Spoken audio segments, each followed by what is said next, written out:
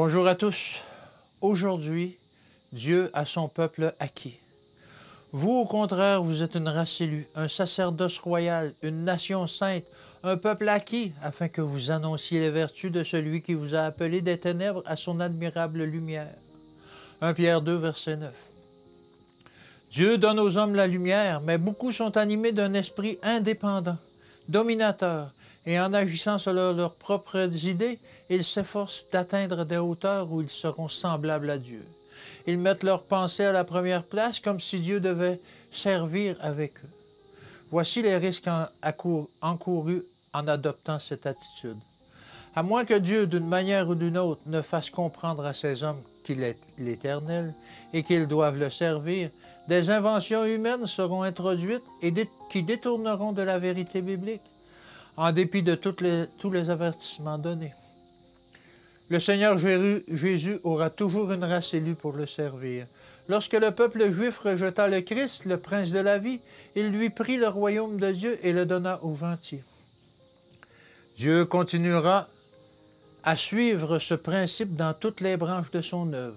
Lorsqu'une Église se montre infidèle à l'œuvre du Seigneur, quelle que soit sa position, son niveau ou le caractère sacré de sa vocation, le Seigneur ne peut plus travailler avec ses membres. D'autres sont alors choisis pour assumer d'importantes responsabilités.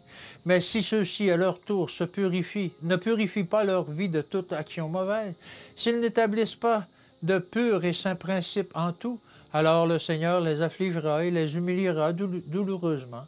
Et à moins qu'ils ne se repentent, il les arrachera à leur place et fera d'eux un objet d'opprobre.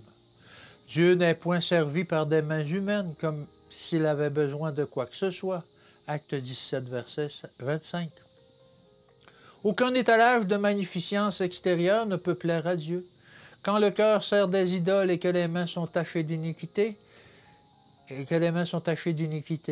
le Saint-Esprit s'unira avec ceux qui, dans les églises, le cœur contrit, marcheront humblement avec Dieu. À tous ceux qui regardent à lui et marchent sur les traces du Christ, il donne la sanctification, le réconfort et la victoire sur le monde. Le peuple de Dieu, son royaume choisi, n'est pas une mare stagnante, il est semblable à une rivière qui coule constamment et qui devient de plus en plus large et de plus en plus profonde jusqu'à ce que ses eaux vivifiantes soient répandues sur toute la terre.